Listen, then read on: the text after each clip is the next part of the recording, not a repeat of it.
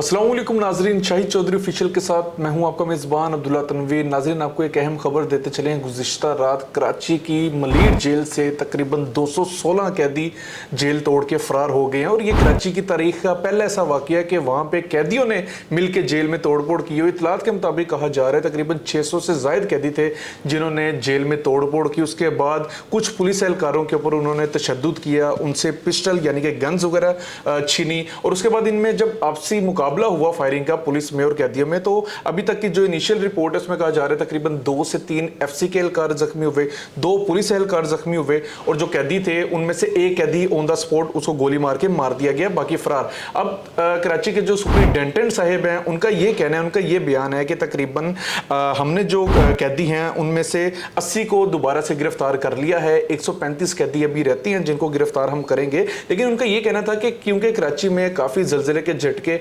महसूस हो रहे थे, जिसके बाद रात गए भी काफ़ी ज़लज़ले के झटके कराची में वहाँ पे महसूस किए गए और कैदी इस चीज़ से खौफजदा हो गए, जिसके बाद कैदियों ने तोड़फोड़ की और भागना शुरू किया। इसके पीछे के क्या मुहरक़ात हैं? एक सवालिया निशान इनकी इंतज़ामिया के ऊपर भी उठ रहा है, क्योंकि काफ़ी एंकर्स ने भी उनसे जब ये सवाल किया उनकी प्रेस कॉन्फ्रेंस के दौरान कि सर आपके यहाँ पे कितने रात को पुलिस एहलकार थे जो ऑन ड्यूटी थे, तो उनका कहना था तकरीबन 9 पुलिस एहलकार थे और इतलात के मुताबिक 6000 से ज़ायद कैदी मौजूद थे। तो क्या सिर्फ 9 पुलिस एहलकार ड्यूटी के लिए, क्या ये लोग ठीक थे? ये तमाम तर जो वाकया है इसके पीछे की क्या मुहरक़ात है और कौन कौन से संगीन चीज़ें हमें, मैं समझता हूँ, सिंध पुलिस को उठानी चाहिए इन कैदियों के हवाले से हम जानेंगे senior crime analyst Shahid Chaudhary sahab से। अस्सलाम वालेकुम सर। वालेकुम अस्सलाम सर, कैसे हैं आप? अल्लाह का शुक्र। सर, ये वाकया पेश आया और तकरीबन 600 से ज़ायद कैदियों ने तोड़फोड़ की। उसके बाद तकरीबन 600 कैदी ही थे जिन्होंने भागने की कोशिश की, लेकिन सुपरिटेंडेंट साहब का कहना है कि हमने जब गोलियां चलाई तो आधे से ज़्यादा कैदी वापस जेल में चले गए,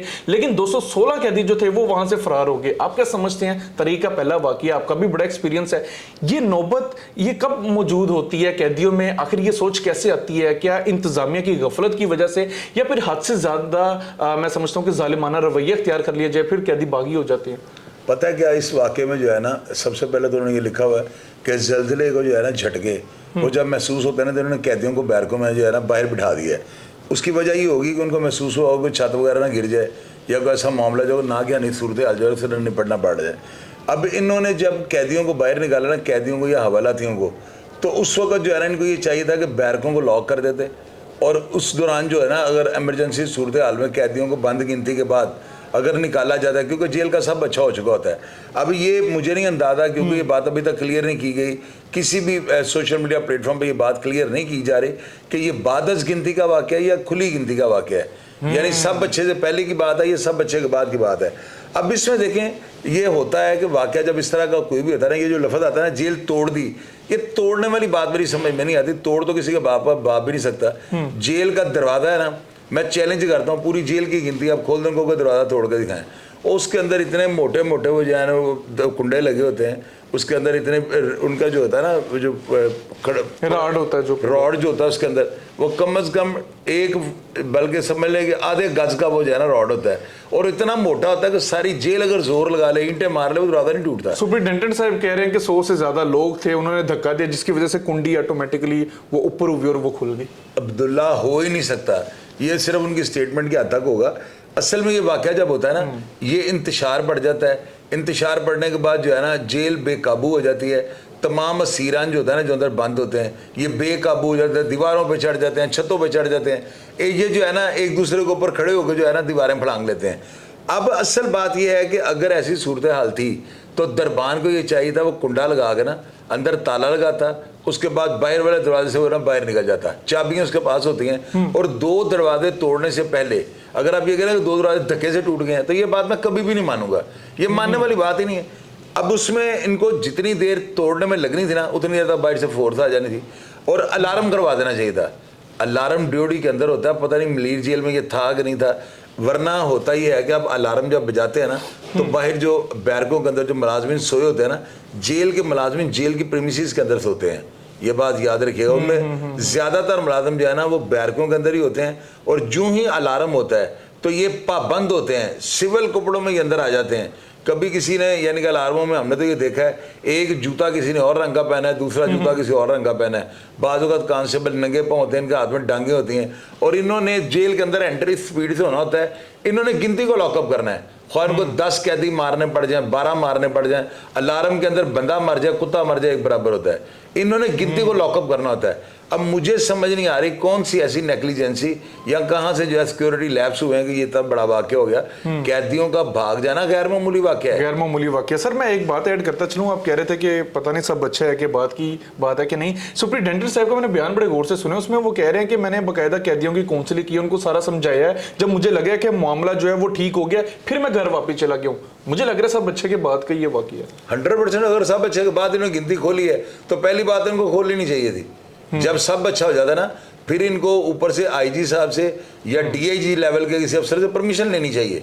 अगर इन्होंने अपने तौर पर गिनती खोली तो जुर्म इन्होंने किया। वज़ीर आला सिंध साहब ने कहा है कि ये जिन्होंने बैरकों में कैदियों को बुलाया इनके खिलाफ संगीन कार्रवाई की जाएगी, तो सुप्रिटेंडेंट साहब कह रहे हैं हमने नहीं इजाजत दी थी, ये तोड़ के खुद आए हैं बैरकों में। और बैरक तोड़ किसी का बाप भी नहीं तोड़ सकता। अब्दुल्ला इतने बड़े बड़े अरल लगे होते हैं, वो इतने इतने लंबे जो है ना, वो समझ लो गज गज के जो है वो अरल होते हैं जो बैरकों के अंदर लगे होते हैं, वो नहीं टूट सकते। ये गलत बात है। मुझे नहीं पता वहां पे पकड़ पेचे तो नहीं लगाए होंगे, वहां पर इन्होंने छोटी छोटी जो है कोई कुंडियां चिटनियां तो नहीं लगाई होंगी, और अरले लगे होते हैं, बहुत बड़े बड़े अरले होते हैं। उसका जब आप लॉक करते हैं तो 3 कुंडों के अंदर जाकर वो फंसता है, यानी 3 उसके ऊपर जो है ना उसके अंदर उसको जिनके अंदर से वो घूम के जाता है। मतलब नामुमकिन है सर, नामुमकिन है, ये हो ही नहीं सकता। ये जो है ना उन्होंने आगे चाबियां काबू करनी होंगी, चाबियां काबू करने के बाद उन्होंने दरवाजे खोले होंगे और दरबान के सामने वो भाग गए। ये अपनी नेग्लिजेंसी मान नहीं रहे ना सर, ये मान नहीं रहे, हुआ ऐसे ही हुआ सर। 9 अफराद सिर्फ ड्यूटी पे थे, ये हमारे लाहौर में भी है कैंप जेल, क्या यहाँ का मामला होता है, कैसा यहाँ पे इंतजामिया की जानिब से क्या चीजें पेश की जाती हैं कि आज तक इस तरह के वाकयात नहीं हमें सुनने में आते? अब्दुल्ला, जेल के अंदर जब गिनती लॉकअप हो जाती है ना तो वो अब जेल का मुझे नहीं ना पता उसका रकबा कितना है। यहाँ पर जेलों के अंदर कम से कम जब गिनती लॉकअप हो जाती है ना तो 50, 60, 70 मुलाजिम अंदर होते हैं जेल के, जो सारी रात गश्तें करते हैं, बैरकों के अंदर फिरते हैं। किसी को तकलीफ हो, कोई बीमार है, किसी को हॉस्पिटैलिटी की ज़रूरत है, खाना खुराक कोई प्रॉब्लम अगर किसी को है ना तो मुलाजिम इसलिए होते हैं कि वो उनकी शिकायत जो है ना फौरी तौर पर ड्यूटी पहुँचाते हैं। 9 मुलाजिम भी अगर थे तो इतनी बड़ी बात नहीं, क्योंकि कौन सा बंदे खुले होते हैं।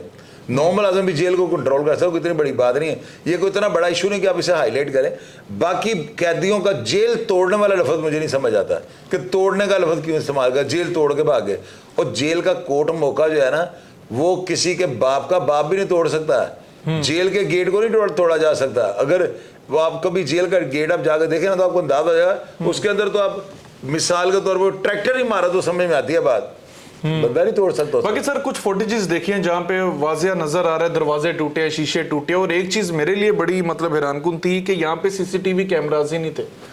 अब्दुल्ला, वो तो फिर नेग्लिजेंसी है ना, वो तो फिर इनको जवाब देना पड़ेगा कि सीसीटीवी कैमरे तो हमारी जेल के अंदर लग चुके हैं। ये कौन सी इतनी 3rd डिग्री है या कोई ऐसी साइंस है जो बड़ी मुश्किल है या जिसके ऊपर बड़े ज़्यादा खराजात है।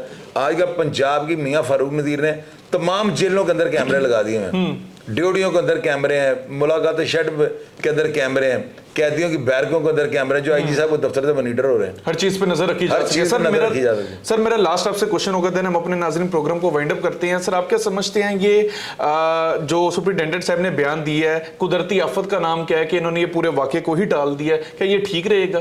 कुदरती आफत जो है ना वो तो ज़लज़ले के माध्यम में कहा है ना जी, ज़लज़ले के लिए उन्होंने कहा कि जी ज़लज़ला ज़ाहिर है उसकी शिद्दत ज़्यादा होगी।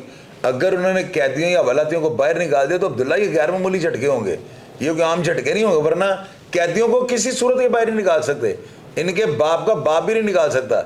ये डीआईजी और आईजी अगर परमिशन दे तो रात को गिनती खुल सकती है, वरना गिनती लॉकअप होगी तो सुबह अजानों के टाइम ही सब अच्छा होना है, उसके पहले गिनती खोल ही नहीं सकती। सुप्रिटेंडेंट साहब की नेग्लिजेंसी नहीं नजर आ रही सर फिर हमें? यार सुप्रिटेंडेंट साहब की नेग्लिजेंसी, अभी तो ये इंक्वायरी रिपोर्ट सामने आएगी तो पता लगेगा ना। अभी 1 साइडेड रख के पब्लिक को खुश करने के लिए क्या जवाब दें?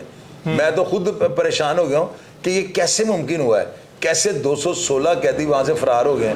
मेरी अकल तस्लीम नहीं करती। मैं इस वाक़े के साथ शदीद इख्तलाफ रखता हूँ। मैं बिल्कुल इसके ऊपर तनकीद करूंगा और मेरी समझ से बाहर है कि जेल इंतजामिया की गफलत कहाँ से इनको जो है ना सिक्योरिटी लैब से इन्होंने दिया कि कैदियों का ऐसा बिल्कुल मौका बिल्कुल मिल सर, गया। सही कह रहे हैं। बिल्कुल नाजरीन, बहरहाल ये इनिशियल रिपोर्ट्स थी जो हमने प्रोग्राम किया, आपके सामने रखा, और 80 कैदियों को पकड़ लिया गया है, और कुछ वीडियोस भी नजर आ रही थी जिनमें नंगे पैर कैदी थे। बेसिकली सर, कैदियों को यूनिफॉर्म भी नहीं पहनाया गया था, शलवार कमीजें किसी की फटी हुई है, और ये पहचान कैसे रहे थे कि जो बंदा नंगे पैर नजर आ रहा है समझ लो ये कैदी है, इसको पकड़ लो। तो ये सर सारा मामला नाजरीन कराची में पेश है, ऐलान करवाए गए हैं, और इनिशियल रिपोर्ट जो थी हमने सारी आपके सामने रख दी है। लेकिन इंतजामिया, जेल इंतजामिया के ऊपर सवालिया निशान उठता है, क्यों आखिर सीसीटीवी कैमरास भी नहीं थे वहां पे, और इतने मेरे ख्याल से सिक्योरिटी कोलैप्स हुए हैं, जिसके बाद ये जो चीजें हुई हैं, ये वारदातें जो हुई हैं, ये हमें देखने में सामने आई हैं। पुलिस के ऊपर कितना तशद्दुद किया गया, बाकायदा तौर पे उनसे हथियार छीन लिए गया, ये बहुत बड़ा सवालिया निशान है। इंशाअल्लाह ताला मजीद आने वाले लम्हात में हम इन चीज़ों के ऊपर लाजमी नजरसानी करेंगे और आपके सामने हर चीज़ खोल के रख देंगे। इसी के साथ अपने मेज़बान अब्दुल्ला तनवीर को इजाज़त दीजिए। अल्लाह निगहबान।